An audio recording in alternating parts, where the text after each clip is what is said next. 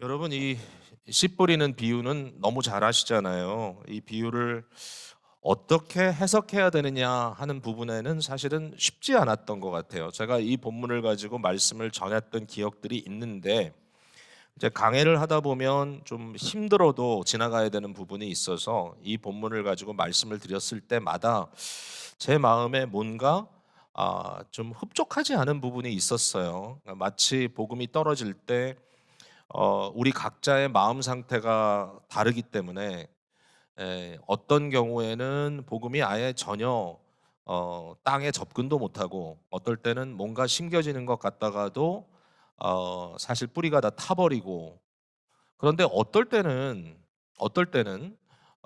좋은 땅에 떨어져서 많은 결실을 맺는다. 그러니까 도대체 이 말은 우리 보러 어떡하란 얘기냐? 이게 어렵잖아요. 도대체 나는 길가인가? 나는 돌짝밭인가? 나는 가시덩굴인가? 나는 옥토인가? 그 질문 많이 하셨죠. 자, 오늘 한번 손 들어 볼까요? 여기 몇 분들이 계시나? 네. 일단 옥토라고 생각하시는 분들 한번 손 들어 보실래요? 어유, 용감한 분들이 몇 분 계십니다. 4분의 1도 안 되네요. 이게 되게 힘들어요. 이걸 어떻게 우리가 이해해야 될까? 그러면 나보러 어떡하란 말이냐? 뭐 기도하고 성령의 은혜로 내 마음이 개경돼서 뭔가 하나님의 말씀을 받을 준비를 하고 와야 되겠다. 준비된 마음에 뿌려지는 씨는 결실을 한다. 뭐 이런 이야기를 할 수도 있을 것 같은데, 근데 그게 좀 뭔가 이 전체적인 흐름 속에서 썩 오지가 않아요. 근데 제가 이 말씀을 또 이번에 같이 묵상을 여러분과 함께 해나가면서 좀 다른 각도에서 이해가 좀 되기 시작했어요. 너무 한편으로는 좀 익사이팅 하더라고요. 이걸지 모르겠다. 좀 더 이런 쪽으로 말씀하시는 게 아닐까. 제가 오늘 여러분과 함께 나누려 그래요. 마가복음의 정신인 것 같아요. 마가복음의 정신. 우리가 예수 그리스도의 복음이 임했다라고 복음의 시작을 지난 주일에 말씀을 통해서 선포했어요. 예수님께서 하신 거예요. 예. 하나님의 나라의 굿 뉴스가 복음이 너희 앞에 드디어 임했다. 임하느니라. 무슨 얘기였어요? 복음이라는 것은 하나님의 다스림의 복음, 하나님의 통치의 복음. 이 세상이 엉망진창인데 드디어 하나님의 통치가 임하고, 그 통치가 임할 때 누구를 통해 임하느냐? 하나님께서 기름 부어 세우신 왕을 통해서. 과거에 많은 왕들이 있었지만 그 모든 왕들은 결국 실패하고 모든 것을 잘 하지 못했어요. 아무리 좋은 왕도 그랬어요. 그러나 그 왕들은 장차 오실 왕에 대한 기대였죠. 그래서 결국 기름 부음 받은 자 그리스도께서 오셔서 하나님의 이 왕권을 가지고 이 세상을 공의와 사랑으로 다스리신다. 이게 이제 메시지인데, 여기에 이제 아이러니가 있다 그랬죠. 아이러니가. 그 아이러니가 뭐냐면은 너무 상황이 좋지가 않아요. 예수님이 오셨는데 복음을 전하는데, 그 복음을 전하는 상황이 언젠가 하면은 요한이 뭔가 하는 듯 하다가 많은 사람들이 그에게 와서 세례를 받는 듯하고 회개하는 듯 했지만, 결국은 세상의 권력자에 의해서 그는 사로잡히게 되고 감옥에 들어가게 되고, 결국은 비참하게 목배임을 당하여 정말 허무하게 죽어요. 이런 와중에 복음이 전파된다는 거예요. 더군다나 복음은 갈릴리로 왔어요. 갈릴리는 변방 중에 변방이에요. 뭐 그 작은 유대 땅의 중심지인 예루살렘도 아니고, 더군다나 로마가 완전히 세상을 정복한 그 시대의 로마 제국의 수도인 로마도 아니에요. 이처럼 정말 아무런 의미가 없어 보이는, 너무나 보잘것없는 복음의 선포, 복음의 시작인 것처럼 보인다는 거예요. 왜냐하면 그 시대에 이 세상을 주도해 나가는 자들이 누군가라고 했을 때, 실제로 세상을 움직이는 손은 로마의 황제고, 사실상 로마의 황제에 의하여 권력이 부여된 자들이고, 헤롯처럼, 아니면 저들을 반대하는 자들을 가차없이 물리칠 수 있는 능력을 지닌 로마의 거대한 군대였을 겁니다. 어느 누구도 어느 누구도 대항하고 저항할 수 없는, 저항을 했다가는 그 결과가 너무나 뻔한 이러한 권력자들, 이렇게 힘 있는 자들, 돈 있는 자들이 당연히 세상을 움직이고 있다라는 것이고, 이러한 상황 속에서 그리스도 예수가 하나님의 통치의 복음을 선포했다는 것은 너무나 초라해 보인다는 것이죠. 기껏해야 갈릴리의 어부들이 저들의 생활수단 같은 것을 던져놓고 예수를 따르기 시작했다라는 정도의 흥미가 보이는 것 같아요. 자, 이거 좀 곤란합니다. 도대체 이거 갖고 되겠는가라는 거죠. 여러분 기억하시겠지만 다른 복음서에는 이제 요한이 감옥에 가서 이제 들어 앉아 있는데 그리스도께서 오셔서 복음 사역을 시작했다는 이야기를 들었단 말이죠. 병자도 고치고 뭐 귀신도 쫓아내시고 천국 복음을 선포하시는데 자기는 여전히 감옥에 갇혀 있단 말이에요. 판단이 안 서는 거예요. 그래서 제자를 보내가지고 질문을 던졌습니다. 그 질문이 뭔지 여러분 기억하세요? 당신이 그인이니까 아니면 또 다른 사람을 기다려야 합니까? 이렇게 힘든 질문이 어디 있어요? 물론 우리가 그리스도 예수의 아주 명쾌한 답을 들었습니다마는, 그러나 그렇게 심지어는 세례 요한마저도 질문할 수밖에 없었던 사실은 여전히 로마가 득세하고 여전히 헤롯이 득세하고 여전히 하나님의 의를 따르는 자들이 아직도 신원받지 못한 세상인 것처럼 느껴졌다는 것이죠. 과연 하나님의 나라의 복음은 확장되고 있는가? 한 가지 우리가 이 마가복음의 선언을 통해서 알게 된 것은 한 가지 배경이 있었다는 것이죠. 이 안에 눈에 보이지 않는 그게 뭐였죠? 우리가 에베소서를 통하여 확증한 바, 우리의 싸움은 혈과 육의 싸움이 아니요, 맞아요, 세상의 권세 잡은 자, 그러나 사실은 그들을 움직이고 있는 공중의 권세 잡은 자, 악한 자, 사탄과 사탄의 모든 쫄개들에 의하여 지금 세상이 어두워지고 망가지고 있는 상황에서 우리는 그들과 싸우고 있다라고 선언했지 않습니까? 그런 의미에서 그리스도 예수가 그 공적인 사역을 시작하는 첫 마당에 예루살렘으로 가지 아니하시고 광야로 가셨고 광야에서 사탄과 일대 격투를 벌였다는 것은 너무나 의미가 있고, 귀신들이 득실거리는 갈릴리에서 정말 이해할 수 없을 만큼 정말 귀신들이 막 나타나가지고 그 순간에 그리스도 앞에 그를 막 뭔가를 할 것 같은 수많은 사람들이 인격성을 상실하고 귀신 들린 자들이 정확하게 뭐 어떤 게 귀신 들린 거고 어떤 게 귀신 들리지 않은 거고 구분할 수 없을 정도로, 심지어는 모든 사람들의 상태를 악한 영에 의한 영향으로 이렇게 말하고 있어요. 왜냐하면 귀신 들렸다는 말을 우리가 생각할 때는 굉장히 팬시하게 생각하는데, 사실은 이 세상의 모든 잘못된 사조라든지 인간을 파괴시키는 모든 영향력, 인간에게 행해지는 모든 일들은 사실은 악한 영의 행위거든요. 결과적으로 안속에 들어가 보면 그것들과 그리스도 예수가 일대 격투를 벌이고 있다는 그 자체는 굉장히 중요한 것 같아요. 자, 그런데 세상의 왕들은 수십만 명 또 그 이상의 군대를 거닐고 싸울 때 그리스도 예수는 결국 12명의 제자를 불러서 싸웠단 말이죠. 12명을 불렀던 사건이 3장 13절 이후에 이제 등장을 하잖아요. 근데 재밌는 거는 12명 중에 한 명은 또 사탄의 스파이예요. 어째 예수님이 제대로 아신 거야? 아니면 도대체 뭔가 지금 어디선가 지금 문제가 있는 건가? 이 좀 뭔가 무능하다고 느껴질 정도로, 아니 도대체 12명을 뽑는데도 제대로 못 뽑으면 어쩌냔 말이냐, 이런 이슈가 등장을 하는데, 한 가지 놀라운 것은 뭐냐면은 12 중에 하나가 사탄의 스파이였다는 것이 말 그대로 신의 한 수였다는 거예요. 어떤 의미에서요? 나중에 알게 되지만 결국 이 전쟁의 클라이맥스는 사탄의 지배구조인 죄와 죽음을 1차적으로 정면 충돌하여 파괴하는 일인데, 어떻게 보면은 적진의 본부죠. 이 적진의 본부를 파괴하기 위하여 결국은 그리스도께서 정죄를 받고 죽음까지 이르는 십자가를 가야 됐다는 거예요. 십자가의 길로. 아, 그런 거였구나. 여러분, 이거 되게 멋진 것 같긴 해요, 이 부분은. 왜냐하면은 여러분 전쟁 영화 같은 거 보면은 도저히 싸움이 안 될 구조죠.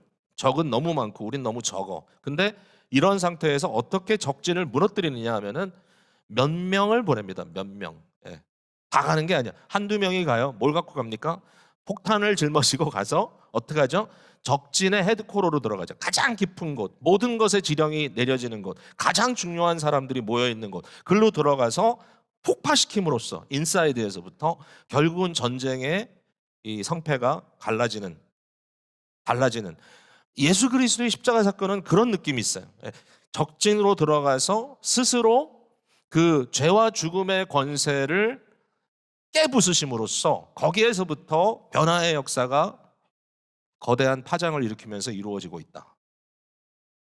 여러분 맞는 것 같지 않아요? 아멘? 아멘 소리가 별로 신통치가 않은데 뭘까? 저는 이 부분이 여기에 뭔가 지금 전체적인 흐름이 가고 있구나. 자, 그럼에도 불구하고 여전히 돌아가서 뭔가 이 세상을 뒤집을 만한 거대한 힘, 능력이 여기서 작용하는가라는 질문 앞에 답이 그렇게 쉽게 오진 않는다라는 것이죠. 그러니까 많은 부분에 있어서 우리의 문제는 뭐냐면은 분명히 우리가 복음을 받았는데 우리가 그렇게 대단해 보이지 않는다라고 하는 안타까움의 표현일 수도 있어요. 자, 근데 그럼에도 불구하고 지난 2000여 년의 기독교 역사를 보면 어디에선가 무슨 상황을 통해서든지 오늘 이 자리 이때까지 예수 그리스도의 복음이 여기서까지 전파되는 것은 놀라운 일이 아닐 수가 없어요. 수많은 제국들이 세워지고 무너지고 수많은 정권들이 일어나고 또 엎어지고 수많은 세상에 이 유명하고 참 저명한 일들이 지나갔지만 그러나 사실상 그 무엇도 아닌 그리스도 예수의 순수한 복음은 여전히 이 세상을 곳곳에서 덮고 있다. 이게 왜일까? 여기에 도대체 뭐가 있는 걸까? 예수님께서 여기서 말씀하신 대로 천국의 비밀, 하나님 나라의 비밀, 이 비밀이 뭘까? 도대체 이걸 어떻게 우리가 이해해야 될까? 자, 여기에 대해서 제가 오늘 한 두 가지를 말씀을 드리고 싶어요. 첫 번째는 복음의 전략이에요. 복음의 전략. 하나님의 복음의 전략은 과연 뭔가? 두 번째는 이 복음의 능력이에요. 그 전략이 그럼 어떻게 능력으로 역사하는가? 자, 보세요 한번. 첫 번째, 복음의 전략입니다. 이 씨 뿌리는 비유는 하나님 나라의 복음의 전략의 기본이라는 거예요. 이게 기본기다 이게. 왜냐하면 13절에 보니까 너희가 이 비유를 알지 못할진데 어떻게 모든 비유를 알겠느냐. 하나님 나라의 비유를 알려면 이 비유를 너희가 알아야 된다. 기본기예요. 이건 기본이에요. 이건 하나님 나라의 비밀을 우리에게 보여주는 거예요. 근데 비유로 말씀하시는 이유는 뭐냐면은 보기는 보아도 듣기는 들어도 저들이 깨달지 못하게 함이라 이런 말씀을 인용합니다. 구약에서. 다시 말해서 여기에는 일종의 언더커버의 의미가 있다는 거예요. 이렇게 말하시는 이유는 언뜻 사람들에게 이게 이해가 안 될 수 있다는 거예요. 뭔가 여기에는 좀 더 깊은 비밀이 담겼다는 거예요. 즉 그거를 깨닫게 되는 것이 성도들에게 주어진 특권이라는 거예요. 그래서 우리에게 복음이 소망이 된다는 거예요. 이걸 봐야 되거든요. 과연 그게 뭘까? 언뜻 들어보면 그냥 농사 짓는 얘기인가 보다 해요. 예수님께서 굉장히 농경사회인 그 당시의 문화 속에서 농사 짓는 얘기를 평범하게 하십니다. 누가 나가서 농부가 씨를 뿌렸습니다. 농부가 씨를 뿌렸습니다. 그거예요. 농부가 씨를 뿌렸습니다. 근데 이게 암호 같아요. 암호. 여러분 예전에 나왔던 소설 뭐 영화도 있었지만 무궁화 꽃이 피었습니다. 이런 거 있었잖아요. 그러면 그걸 딱 듣는 순간에 내용을 모르는 사람은 무궁화 꽃이 피었습니다. 아마 여기 아직 모르시는 분도 계실 거예요. 무궁화 꽃이 피었습니다. 그건 무슨 정원사들이 하는 얘기인가? 그럴 거 아니에요? 근데 그 말의 의미를 아는, 그 암호를 아는 사람은 그게 뭐죠? 굉장히 깊은 어떤 심각한 프로젝트에 대한 암호였다는 것을 알 수 있잖아요. 어쨌든 그런 형태로 농부가 씨를 뿌렸습니다 라는 말 하나를 던진 것 같아요. 제가 보기에는. 자, 뭐가 전략입니까? 농부가 씨를 뿌립니다. 누가 씨를 뿌렸어요? 근데 그 씨를 뿌렸는데 그 씨가 뭐냐 하니까 14절에 뿌리는 자는 말씀을 뿌린 것이다 그랬어요. 말씀을. 이 말씀은 뭐죠? 복음의 말씀입니다. 하나님 나라의 선포입니다. 하나님 나라의 말씀을 뿌린 것이다. 근데 문제는 뭐냐면은 주변 환경이 좋지 못한 것 같다는 거예요. 그거는 너무나 분명하게 보이네요. 1차적으로 사탄의 방해가 있어요. 마치 길가에 떨어진, 길 위에 떨어진 씨처럼 한 씨가 떨어졌는데 길 위에 떨어졌어요. 딱딱한 길 위에 너무나 많은 것들이 지나갔기 때문에 도저히 그 밑으로 페네트레이트 할 수 없는 그런 길 위에 떨어진 그 씨를 어떻게 했다고요? 새가 와서 채갔다는 거예요. 새가 와서 당연하죠. 떨어져 있으니까 새는 먹어야죠. 그러니까 이 사탄이 와서 떨어진 복음의 씨앗을 먹어버렸다, 가져가 버렸다, 이런 얘기입니다. 사탄의 방해가 있어요. 예수 그리스도의 복음이 선포될 때 사탄이 방해할 때가 있어요. 저희가 예배 드릴 때도 방해하는 경우가 있어요. 도대체 이건 이해가 안 되는 방해가 있어요. 분위기가 썰렁해요. 어떨 때 보면 사람들이 멍해요. 왜 그렇지? 오늘은 왜 분위기가 이렇지? 좀 어떨 땐 잘 이해가 안 돼요. 어떨 때는 막 말씀에 몰입하고 있는데 갑자기 여러분 모든 사람들의 전화에 워닝이 뜨기 시작해요. 그래서 들어오잖아요. 전화 소리가. 요새는 게다 자동으로 오니까 아마 어제도 많은 분들이 들으셨을 거예요. 예? 왜냐하면 스코어 지나간다고, 눈보라가 지나간다고 막 난리가 났었어요. 한순간에. 별것도 아니었는데 우리 동네에서는. 그렇지만 그런 것들이 있을 때 갑자기 우리 마음에 생각들이 흩어지면서 내가 복음에 집중하며 이 말씀을 통하여 나의 심령이 살아야 되는데 이게 뭔가 빼앗기는 것 같은 느낌을 느낄 때가 있어요. 사실 불신자들 앞에서 전도를 하고 선교할 때 방해하는 게 참 많아요. 진짜 많아요. 그렇구나. 자, 그 다음에 환난과 박해가 있다 그랬어요. 환난은 삶에 경험하는 어려움들이에요. 어려움들, 병도 있고 가난도 있고 뭐 여러 가지 사고도 있고 풍랑도 있고, 그 다음에 박해는 뭐죠? 내가 믿는 믿음, 이 복음 때문에, 말씀 때문에 이것을 거부하는 권력자들, 힘 있는 자들에 의해서 내가 짓밟힘을 당하는 게 박해입니다. 여러분, 이런 일들이 있어요. 예수님께서 제자들에게 칭찬했어요. 야, 너희는 참 잘했다. 너희는 너희의 모든 것 다 내려놓고 나를 따랐구나. 제자들이 너무 신나가지고 주님, 우리는 밭도 던지고 뭐 집도 던지고 우리는 심지어 가족도 뒤에 두고 주님을 따랐습니다. 주님께서 말씀하신 너 참 잘했다. 잘한 거다. 이처럼 복음을 위하여 포기하는 자들에게는 이 금세, 지금 이 세대와 또 내세, 이 다음 올 세대에 너에게 큰 축복이 있다 그랬어요. 우리 생각에는 이 금세, 현세에 우리에게 어떤 복이 온다 그러면 좀 뭔지 몰라도 좀 석연치 않게 느끼는 경우가 있어요. 우리 뭐 기복신앙 이런 거 되게 싫어하잖아요. 마치 뭐 세상에서 부자 된다는 얘기야? 그건 아니지만 제가 솔직하게 인간적으로 얘기할 때 제가 지금까지 살아오는 모든 것들은 하나님의 은혜예요. 현세도 그래요. 현세도 다 살렸잖아요. 우리 살잖아요. 이렇게. 이 모든 것이 하나님의 은혜예요. 정말 복 주셨어요. 우리 안에 복음의 감격도 있고 사랑의 행복도 있고 믿는 가정을 가진다고 하는 뿌듯함도 있고 교회 공동체를 통해서 얻는 굉장히 큰 용기도 있고 다 은혜예요. 이게 복이에요. 금세 받는 복이에요. 지금 여기서도 우리가 받는 거예요. 근데 한 가지가 있죠. 한 가지. 뭐죠? 박해를 겸하여 받고. 우리에게 살아가는 이 현세를 살아가는 우리에게 환난과 고난이 있는 것에 대해서 조금 더 이상하게 생각하지 말아야 돼. 고난이 있는 자체가 내게 문제가 있구나. 아니에요. 괜찮아요. 그런 것들도 현실이에요. 현실. 그러나 이것도 주님께서 이겨나가도록 도와주신다는 말씀을 주시는 거죠. 뿐만 아니라 여기 보니까 세상의 염려와 재물의 유혹과 우리 안에 있는 죄성으로부터 집요하게 나오는 욕심들 때문에 복음이 들어왔지만 마치 가시덩굴에 완전히 그 자라나던 그 싹이 완전히 삼킴을 당하는 것처럼 결국은 결실을 맺지 못하더라. 이런 것들이 있어요. 우리에게 유혹이 있고 세상 재물에 어떤 집착도 어떨 때는 있고 나도 모르게 내 마음속에 있는 가치관들이 흔들리는 것 같고, 더군다나 세상은 이게 전부기 때문에, 이게 소망이기 때문에 이런 것 때문에 복음을 받으려고 하지 않죠. 받으려고 하는 마음조차 사실은 쉽게 찾아볼 수가 없어요. 이것 이상. 그런데 사실 그럼에도 불구하고 모든 인간들은 하나님의 형상대로 지음받았기 때문에 깊숙이 들어가면 들어갈수록 돈으로는 채워질 수 없는 더 큰 의미를 찾고 있는 건 사실이에요. 근데 이런 것들이 그들을 계속 막아. 죄가 올바른 생각들을 자꾸만 이렇게 서프레스하게 만들어요. 이런 것들이 있다. 결국 복음의 숨통이 막혀지는 것 같다. 환경이 어렵다. 근데 이제 여기에 중요한 비밀이 있는 거예요. 한 곳이 남았어요. 한 곳이. 그 한 곳이 어디냐? 좋은 땅이에요. 좋은 땅에는 놀라운 결실이 맺어지더라 한 거예요. 30배, 60배, 100배의 결실이 맺어진다. 여러분 이거 감동이 없죠 아직까지. 근데 제가 계산을 좀 해봤어요. 무슨 계산을 해봤냐면 이런 거예요. 이게 전략이라면 전략인가? 근데 진짜 전략이더라고요.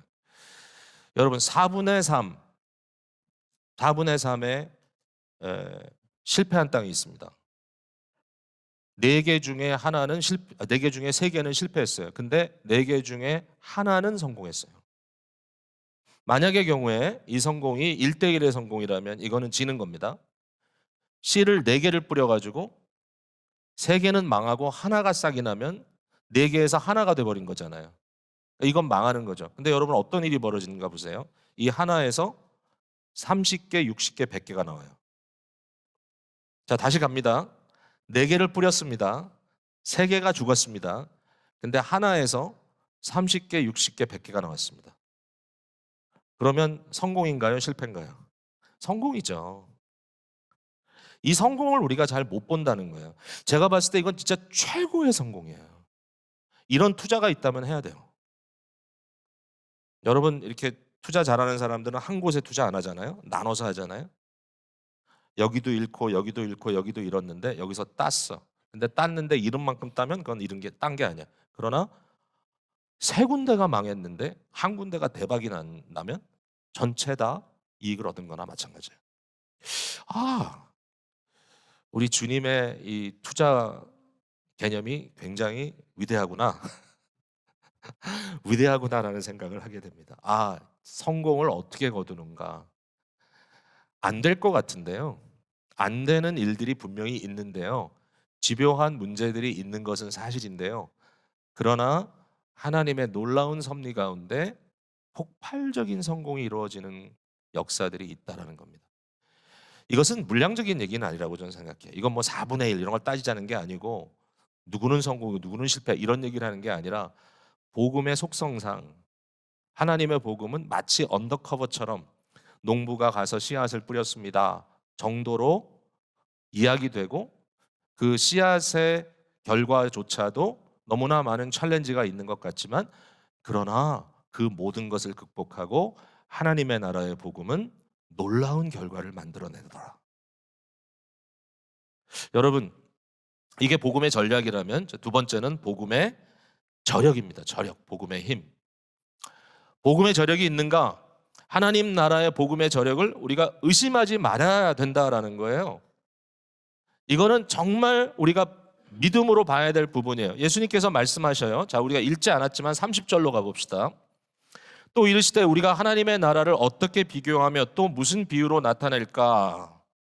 겨자씨 한 알과 같으니 땅에 심길 때에는 땅 위의 모든 씨보다 작은 것이로되 심긴 후에는 자라서 모든 풀보다 커지며 큰 가지를 내나니 공중의 새들이 그 그늘에 깃들일 만큼 되느니라. 자, 여러분 겨자씨 보셨습니까? 겨자씨가요 눈에 보이지 않을 만큼 작은 씨는 아니에요. 들깨 씨만 해요. 제가 보니까 겨자씨를 봤어요. 저쪽에서 온 거를. 그리고 겨자나무가 이 겨자를 맺히게 하는 나무가 거대한 나무들처럼 크지도 않아요. 그냥 여기서 말하는 것처럼 다른 풀보다는 커요. 근데 이제 포인트는 뭐냐면 그 작은 겨자씨 하나이지만 그것이 심겨졌을 때 이렇게 성장하여서 수많은 결실을 낸다는 거예요. 그리고 여기에 공중의 새들이 깃든다. 이게 왜 가능할까요? 생명이 있는 씨기 때문이에요. 생명이 있는 씨기 때문입니다. 자, 하나님의 나라는 마치 여자가 가루 서말 속에 갖다 넣어 전부 부풀게 한 누룩과 같다. 이 말도 나와요. 마태복음 13장 33절인데 누룩에 대한 얘기죠. 많은 양의 밀가루에다가 약간의 누룩만 집어넣어도 그 누룩 때문에 전체를 부풀리게 한다. 그러니까 이게 지금 개념이 잡혀야 돼요. 작은 건데 큰 영향을 미치더라. 결과적으로 아닐 것 같은데 그것을 통하여 많은 변화가 일어나더라. 결과적으로 그 일을 일으킨다라고 하는 얘기시죠. 자, 복음의 저력을 우리가 두 가지로 볼 수 있는데요. 하나는 뭐냐면은 씨 뿌리는 자가 누구냐라는 거예요. 농부가 씨를 뿌렸다 그랬습니다. 한 사람이 가서 씨를 뿌렸어요. 이 도대체 누구냐? 씨를 뿌리는 자가 누구냐? 이 비유는요. 그 밭의 비유도 아니고 땅의 비유도 아니고 이 비유는 뭐냐면 씨 뿌리는 자의 비유입니다. 소어가 중요합니다. 씨를 뿌리는 자가 누구냐? 거기에 대한 답은 이거죠. 씨를 뿌리는 자는 지금 예수 그리스도입니다. 복음을 선포하고 있는 분이 그리스도시기 때문에 권위가 있는 거예요. 우리는 우리 생각에 내가 씨를 뿌린다, 우리가 씨를 뿌린다고 생각할 수 있어요. 물론 우리도 뿌려요. 제자들도 뿌려요. 그러나 중요한 건 뭐냐면은 우리를 보내신 이가 그리스도라는 거예요. 교회는요, 아무리 초라해 보여도 교회는 머리가 그리스도예요. 그리스도의 권위와 그리스도의 권세가 여기에 있는 겁니다. 씨 뿌리는 자이신 그리스도, 그리고 그 씨를 심겨지게 하시고 그 씨를 자라게 하시는 이는 성령님이에요. 아, 하나님의 역사는 이렇게 일어나는구나. 자, 씨를 뿌린다는 말이 꼭 설교만 얘기하는 건 아닙니다. 여러분의 삶의 모든 복음적 행위와 여러분의 복음적 언어와 여러분의 복음적 격려와 여러분의 복음적 손잡음과 복음적 포옹 하나도 다 포함이 된다고 저는 생각합니다. 복음을 위하여 그리스도의 나라, 하나님의 나라를 위하여 내 자신을 들여서 하는 그 모든 것들을 의미한다고 생각이 돼요. 근데 저는 이제 설교를 자주 하는 사람이니까 솔직히 제 삶 속에 설교자로서 스스로 굉장히 초라함을 느꼈던 시간들이 꽤 있어요. 왜 이렇게 설교를 하는데 잘 안 될까? 오늘은 왜 이렇게 커넥션이 안 되는 것 같지? 왜 이렇게 사람들이 잘 안 들으려고 하지? 왜 이렇게 많은 분들이 졸고 있지? 네. 사실 복음의 원리대로 하면 4분의 3이 졸아도 상관없는 건데 그걸 못 참잖아요. 예, 예. 100분의 1만 졸아도 힘들잖아요. 근데 그럴 때가 있어요. 제가 이 얘기를 처음 하는 것 같지는 않은데 제가 예전에 그 복음의 어떤 그 설교에 대해서 제가 좀 실망하지 않아야 되겠다라고 생각한 한 경험이 있는데 미시간 대학교에서 대학생 집회를 했어요. 3일 동안 했는데 뭐 그 당시는 뭐 각 캠퍼스마다 이 캠퍼스 운동이 엄청나게 일어날 때라서 수백 명이 모였어요. 정말 그 젊은 청년들이. 그래서 복음을 전합니다. 첫날, 둘째 날, 뭐 나름대로 은혜를 주셔가지고 막 뜨겁게 복음을 전하고 이제 마지막 날 주일 밤에 다시 모여가지고 이제 복음을 전하고 그날은 이 소위 말하는 소명을 하는 날이에요. 불러가지고 그리스도의 나라를 위해 헌신할 자가 누구냐? 그러면 수백 명 중에 적어도 수십 명은 나와야 이게 지금 제대로 되는 건데 제가 그걸 잘 못해요. 잘 못해. 예전에 코스타 집회 컬링하는 날 설교를 맡았다가 아무도 안 나와서 그 다음 날 다른 사람이 다시 했어요. 그러니까 저는 그 소질이 좀 없어요. 근데 어쨌든 뭐 그건 상관이 없어. 말씀을 전하고 그들에게 어떤 영향이 있다고 생각한다면 그 자체로 너무 기쁜 거니까. 근데 그날 제가 실수를 했어요. 무슨 실수를 했냐면은 감기 기운이 있어가지고 감기약을 먹었는데 그 약 기운이 머릿속에서 아마 그 작용을 한 것 같아요. 머리가 아주 멍하고 눈이 시야가 뿌옇고 막 기력도 없고 설교를 하려니까 너무 설교가 힘들었어.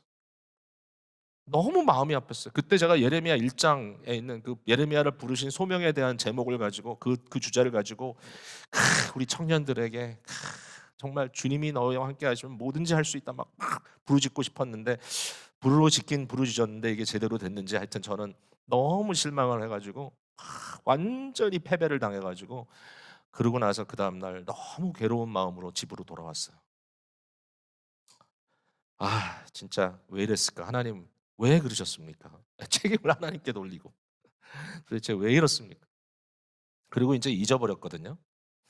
근데 한 두세 달 후에 제가 그 캐나다 토론토에 가서 청소년들 집회를 한번 인도한 적이 있어요. 연합수련인데 그때 걔네들 돕겠다고 대학생들이 이렇게 여럿이 왔더라고요. 근데 그 중에 한 대학생이 저한테 와가지고 목사님, 제가 목사님 설교를 듣고 많은 은혜를 받았습니다. 그래? 무슨 일인데? 그랬더니 이분이 하는 말이, 친구가 하는 말이 사실은 제가 죽었다가 살았습니다. 몇 달 전에 우울감이 너무 심하게 와가지고 학기 중에 완전히 우울해가지고 죽을 자살 충동까지 막 오는 그런 상태에서 침대에서 일어날 수가 없었대요. 여러 날 동안. 그래서 자기가 너무 힘들고 어렵다는 이야기를 듣고 자기 친구가 미시간 대학교를 다니는데 자기한테 선물을 하나 보냈는데 그게 제 설교 테이프였어요. 그때는 테이프가 돌아다니던 시기니까. 그 설교를 듣고 하나님께서 마음에 복음의 힘을 주셨습니다. 제가 물어봤어요. 어느 설교였냐? 그랬더니 예레미야 1장 설교였습니다. 그래요. 제가 속으로 그랬죠. 그 친구도 참 이상한 친구다. 이왕이면 좀 잘한 설교를 보내지 왜 망친 설교를 보냈을까라고 생각을 했는데 제가 그때 깨달은 게 있죠. 아, 결과에 대해서는 내가 평가하지 말아야 되겠구나.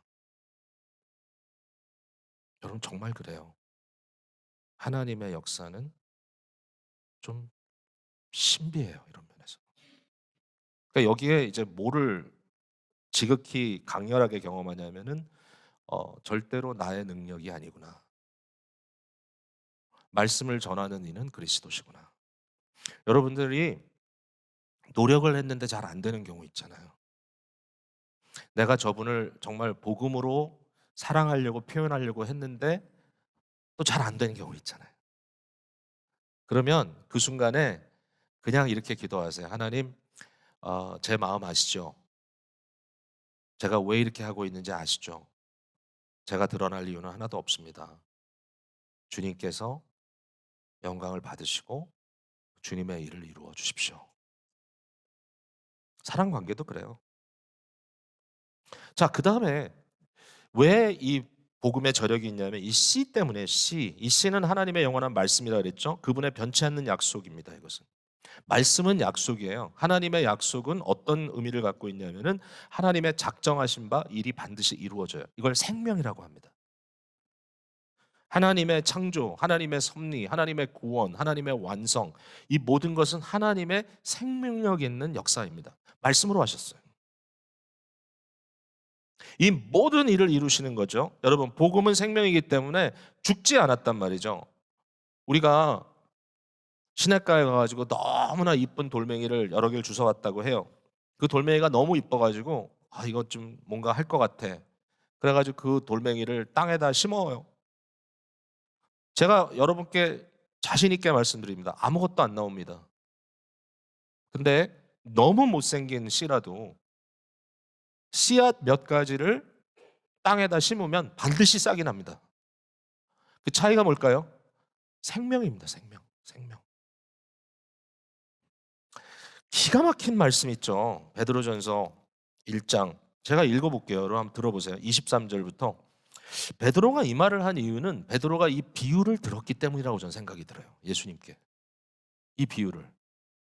무슨 얘기냐? 이런 얘기입니다. 베드로가 너희가 이 말씀을 듣고 있는 흩어진 나그네들, 흩어진 성도들에게 너희가 거듭난 것은 썩어질 씨로 된 것이 아니요 썩지 아니할 씨로 된 것이니 살아있고 항상 있는 하나님의 말씀으로 되었느니라. 그러므로 모든 육체는 풀과 같고 그 모든 영광은 풀의 꽃과 같으니 풀은 마르고 꽃은 떨어지되 오직 주의 말씀은 세세토록 있도다 하였으니 너희에게 전한 복음이 곧 이 말씀이니라 그랬습니다. 썩어지지 않는데요. 왜? 썩어지지 아니할 씨이기 때문에 다 떨어지고 다 없어져도 주의 말씀은 세세토록 있도다. 이게 하나님의 복음의 저력입니다. 다 없어져도 안 없어진대요. 세상의 모든 나라들은 부흥했다가 다시 시들고 권세가 있는 듯하나 다시 낮아졌지만 주의 복음은 망하는 듯하나 결국 사람들의 마음을 변화시키며 확산되어 갔다라는 것입니다. 복음을 대적하는 것들이 많다고 하고 결국은 우리 스스로 너무 약해 보이고 교회도 초라해 보일 수 있지만 그러나 하나님의 비밀스러운 역사는 지금도 넉넉하게 펼쳐지고 있다라는 거예요. 서구교회가 지금 저물고 있다. 상관없어요. 어떤 의미에서는. 하나님 구원할 자를 구원하시니까요. 서구교회가 스트럭을 해도 지금 현재 비서구권의 교회는 산불처럼 번지고 있어요. 청년들이 교회를 떠난다? 아니요. 전 세계를 기준으로 보면 청년들이 예수 그리스도 앞으로 때로 몰려오고 있어요. 하나님의 나라의 역사는 이렇게 이루어진다. 이 씨를 자라게 하시는 이도 하나님이십니다. 바울 사도가 골로새서 1장에 말씀하신 내용도 굉장히 마음에 영감을 주는 내용이죠. 자, 골로새 1장 4절부터 제가 읽어볼게요. 하나님께 감사한다는 거예요. 바울 사도가. 왜? 이는 그리스도 예수 안에 너희의 믿음과 모든 성도에 대한 사랑을 들었으며 너희를 위하여 하늘에 쌓아둔 소망으로 말미암는다. 성도들의 복음의 열매가 있었어요. 그 열매가 뭐냐면 믿음과 사랑과 소망이에요. 믿음, 소망, 사랑 이 세 가지는 항상 있을 거잖아요. 여러분에게 복음이 전파됨으로, 복음이 들어감으로 어떤 일이 벌어지느냐? 여러분들에게 믿음이 생기고 사랑이 생기고 소망이 생긴다는 거예요. 이런 일이 이루어졌다. 그러면서 하는 말이 곧, 이 모든 것은 곧 너희가 전에 복음 진리의 말씀을 들은 것이라 그랬어요. 너희가 복음 진리의 말씀을 들었기 때문에 이 말씀이 너희 안에 들어와서 지금 너희 안에 믿음과 사랑과 소망의 열매를 일으키고 있다. 그러면서 하는 말이 6절에 이렇게 써 있어요. 이 복음이 이미 너희에게 이름에 너희가 듣고 참으로 하나님의 은혜를 깨닫는 날부터 너희 중에서와 같이 또한 하는 말이 온 천하에서도 열매를 맺어 자라는도다.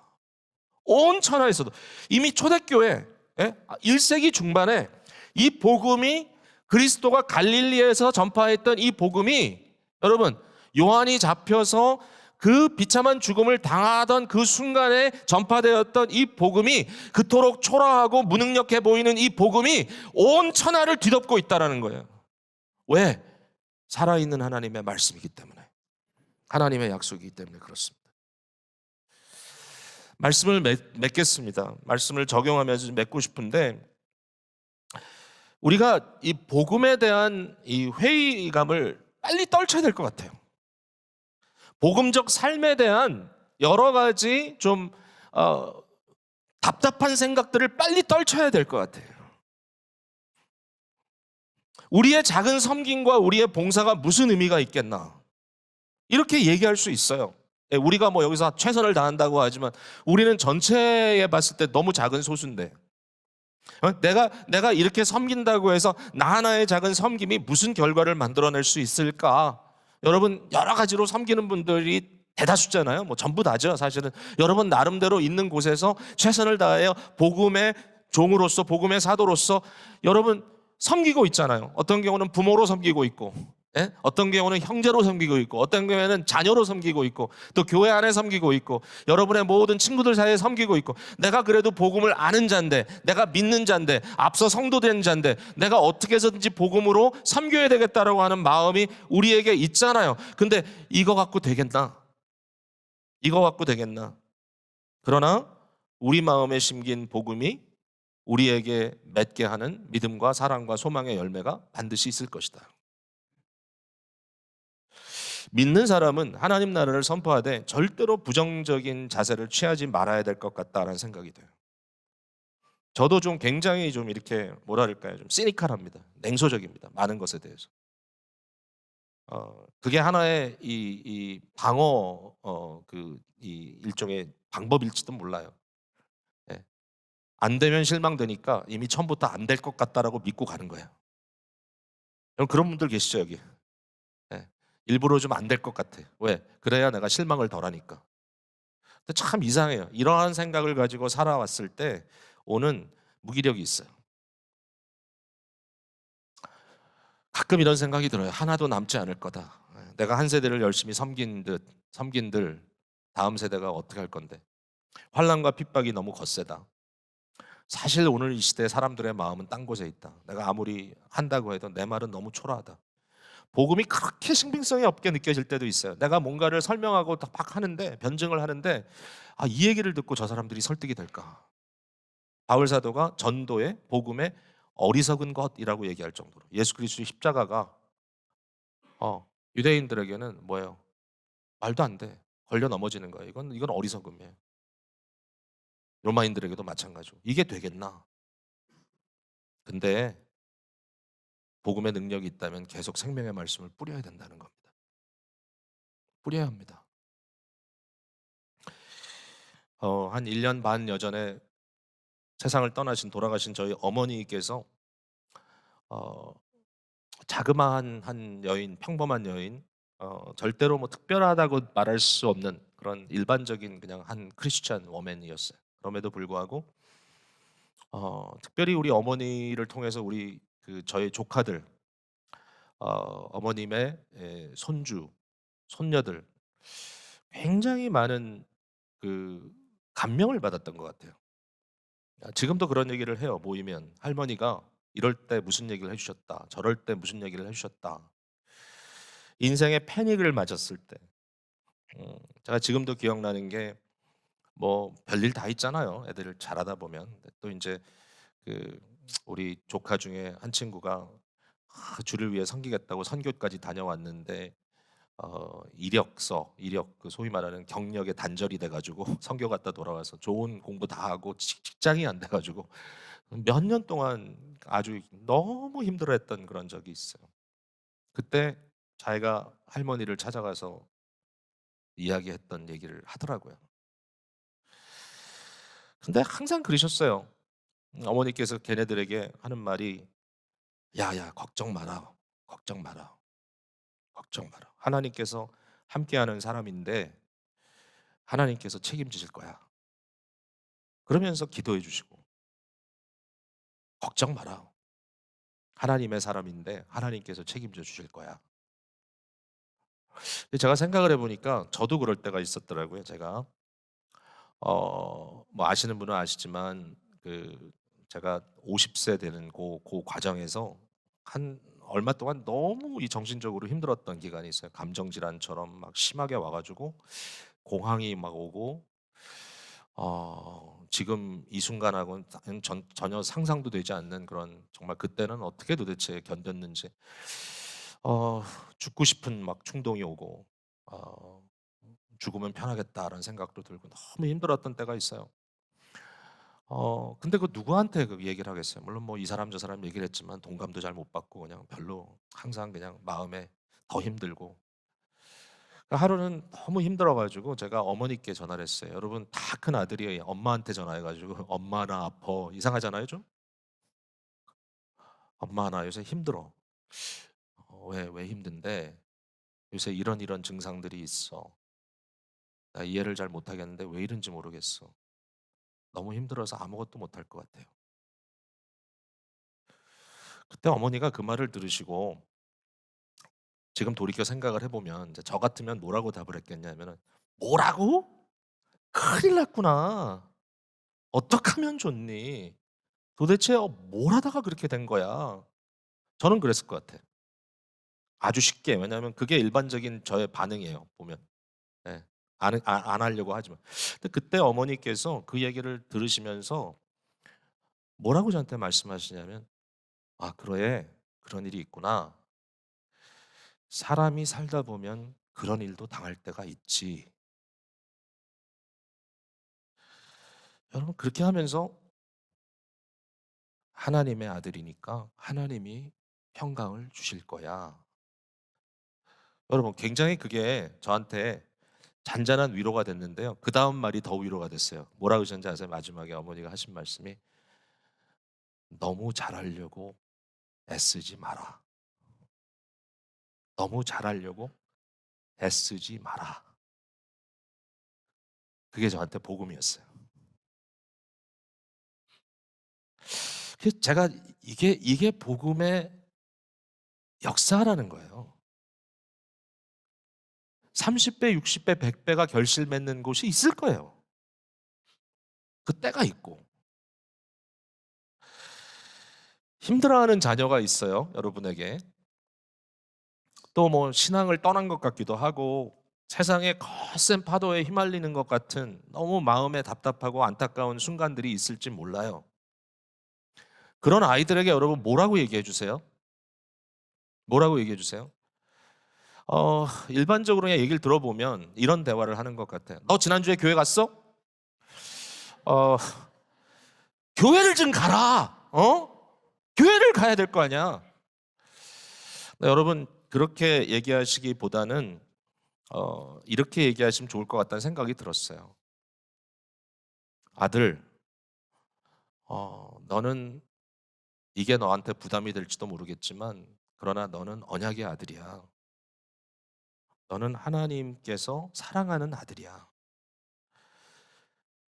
결국 하나님께서 너를 인도하실 거야. 너의 인생은 하나님께서 주관하고 계셔."